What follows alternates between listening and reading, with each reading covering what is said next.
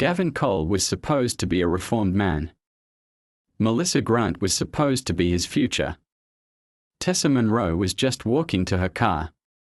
Carla Owens was enjoying a solo hike. Emily Tate never even knew she was being watched.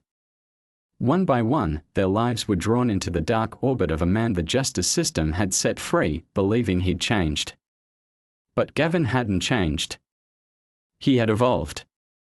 What began as a single tragic murder became the chilling tale of a hidden predator who waited patiently until the world let its guard down. In the winter of 2004, the small town of Dunridge was blanketed in snow and a fragile sense of peace. 10 years had passed since the community was shaken by the brutal killing of Melissa Grant, a bright and popular young woman whose body was discovered in the woods behind her home. Her boyfriend at the time, Gavin Cole, was arrested within days. Gavin had always been seen as distant, even strange by those who knew him. A quiet mechanic who kept mostly to himself, Gavin had no history of violence, but rumors had long circulated about his temper and controlling nature. At trial, the evidence against him was circumstantial but persuasive enough. A broken wristwatch was found near Melissa's body, one that friends recognized as belonging to Gavin. Blood was discovered in his garage that matched Melissa's type. And perhaps most damning, he had no alibi for the night she was killed. The jury convicted him swiftly, though not without lingering doubts. Gavin was sentenced to 15 years in prison but served only 10. Due to prison overcrowding and what officials cited as model behavior, he was released early, granted parole, and allowed to return to Dunridge. His return was met with unease. Though he had served his time, many still believed he had gotten away with murder. Some locals avoided him altogether, while others watched him with cautious curiosity. Gavin, for his part, seemed eager to stay invisible. He rented a modest trailer on the edge of town, took a job at a scrapyard, and rarely ventured beyond the gas station or grocery store. To the outside world, Gavin appeared like a man who had learned from his past. He attended parole check-ins on time, never broke curfew, and avoided any conflict. But beneath the surface, something darker was beginning to stir. Neighbors would later recall small, unsettling details: the way he stared too long at women walking alone, how he occasionally drove his truck slowly past the high school or the library. It wasn't illegal, and no one reported him. But many now wish they had. What no one realized at the time was that Gavin's 10 years behind bars had not rehabilitated him. If anything, they had made him more patient, more calculating. He had learned how to avoid suspicion, how to stay silent, how to wear the mask of a man reformed. The rage, however, had never left. It had merely gone dormant, waiting for the right moment to surface again. In the quiet of his trailer, Gavin began collecting newspapers, searching for patterns, and driving long distances without reason. He followed women from supermarkets and parking lots, always returning home without incident. The police saw no reason to be alarmed. The community slowly accepted his presence, believing that perhaps time had changed him. But the darkness inside Gavin Cole had not faded. It had been waiting. And it was about to return. 3 months after Gavin Cole's quiet return to Dunridge, the illusion of peace shattered once more. On a rainy Thursday night in early March, Tessa Monroe vanished without a trace. She was 29, a bartender at a local pub just off Main Street, and well known by the regulars for her warm smile and easy conversation. That night, she closed the bar at 1 a.m. and walked to her car parked just around the corner. She never made it home. The next morning, her vehicle was found idling with the driver's side door ajar, her purse still inside. Her cell phone lay shattered on the sidewalk, as though dropped or smashed intentionally. The town erupted in fear and speculation. Tessa wasn't the type to disappear. She had a stable job, a long-term boyfriend, and a family who spoke to her daily. Search parties were formed almost immediately. Volunteers combed the streets, nearby woods, and creek beds. Flyers were stapled to telephone poles and plastered on shop windows. But it wasn't until a week later that a group of hikers stumbled upon a shallow grave 30 miles outside of town. Half buried beneath a mound of dirt and branches was Tessa's lifeless body. The condition of her remains was grim and disturbingly familiar. She had been strangled and suffered blunt force trauma to the head. Her shoes were missing, her fingernails cut short. The police, remembering the details of Melissa Grant's case from a decade earlier, felt a chill of recognition. The similarities were too strong to dismiss. Though the town had moved on, the memory of Melissa's murder still haunted those who had lived through it.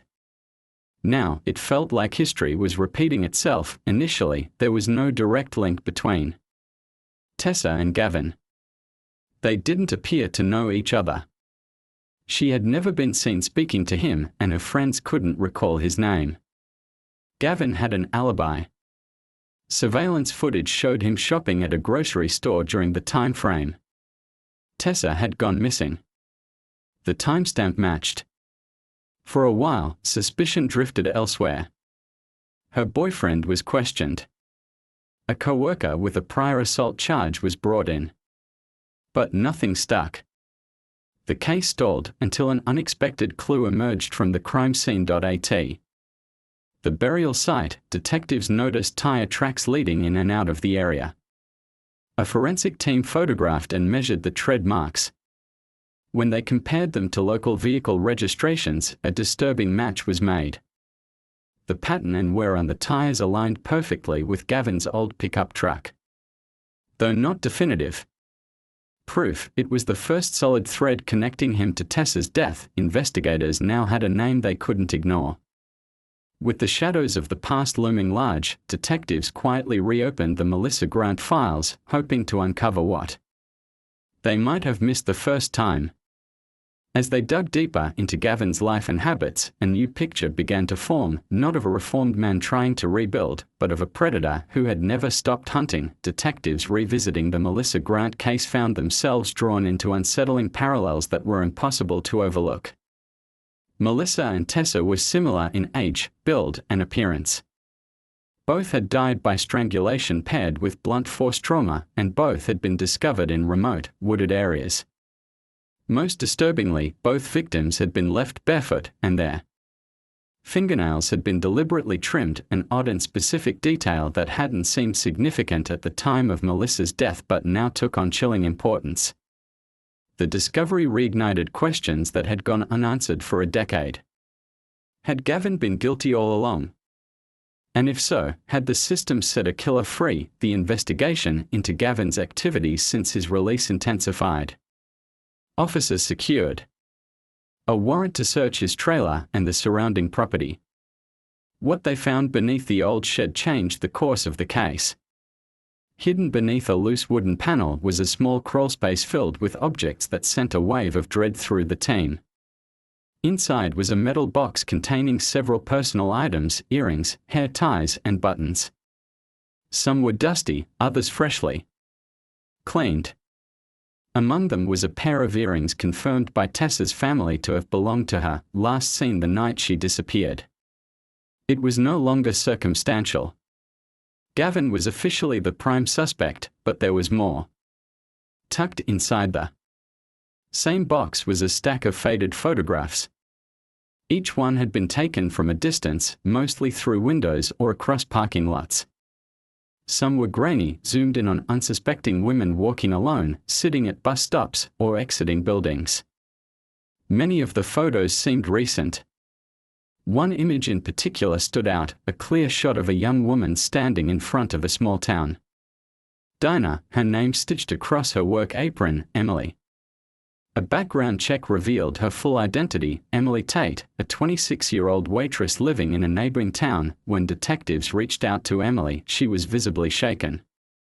She said she had noticed a man in a dark truck parked outside her apartment on multiple occasions in the past month. He never approached her, just watched from the driver's seat.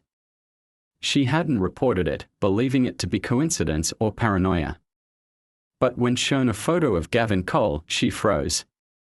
It was the same man. Emily was placed under police protection while investigators tried to determine just how close Gavin had gotten to her. Meanwhile, they searched for connections between him and the other women in the photographs. At least 2 of them had no known links to Dunridge and hadn't been reported missing, but their identities remained unknown. The possibility that there were more victims, possibly never discovered, grew harder to ignore. What had once seemed like the tragic return of a convicted man now took the shape of something far darker. Gavin hadn't simply relapsed into violence.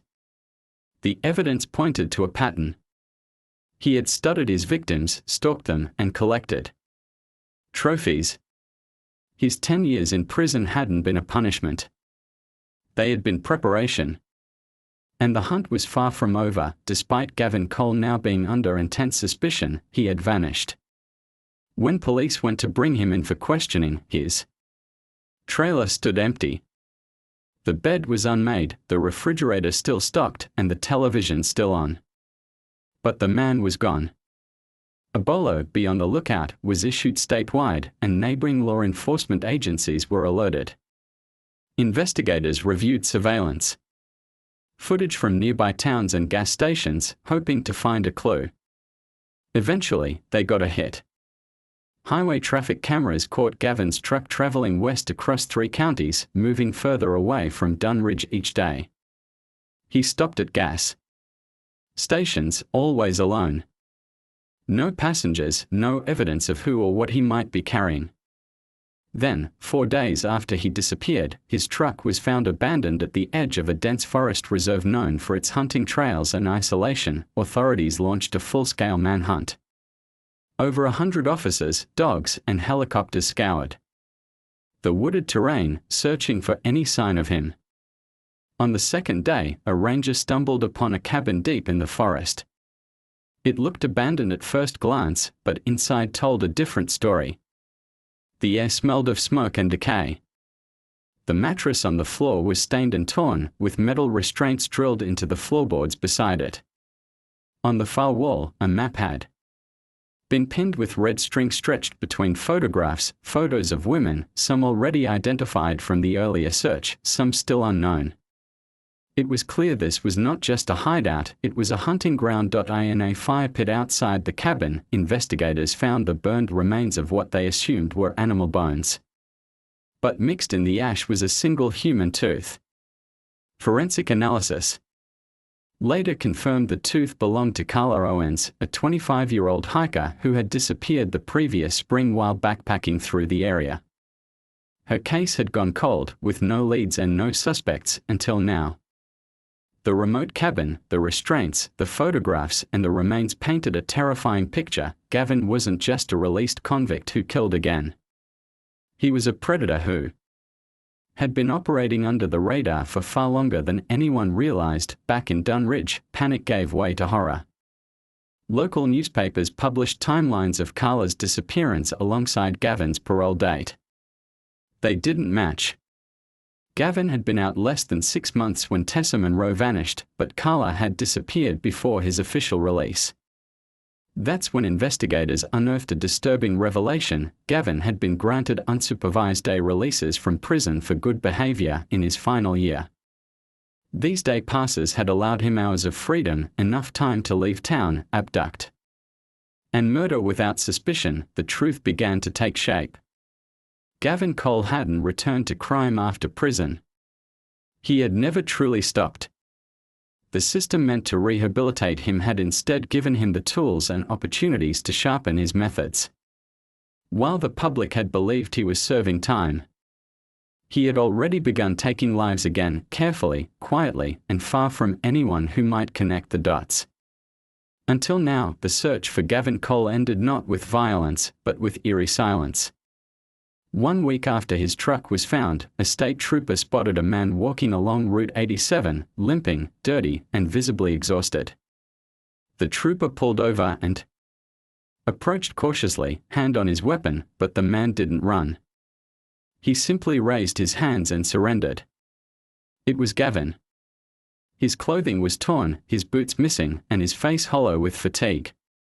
He was arrested without incident and taken into custody.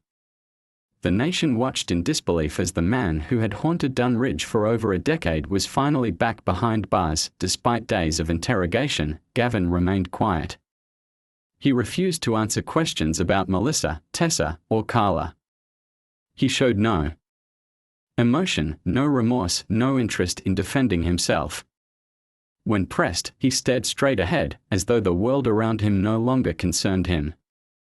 Investigators searched his belongings thoroughly, hoping for one final clue that could link him to any other crimes. What they found offered no peace, only more questions. Inside his wallet, they discovered a folded piece of paper, yellowed and creased. On it were 5 handwritten names. 3 were known: Melissa Grant, Tessa Monroe, and Carla Owens. The 4th name was Emily Tate, the waitress he had stalked before disappearing. The 5th was a name no one recognized. No police reports matched it. No missing person reports. Investigators scoured databases, reached out to surrounding states, and checked every lead they could. The name remained a mystery, fearing there were more victims still unaccounted for. Law enforcement launched a larger investigation across the region. Search teams returned to the forest where the cabin had been discovered.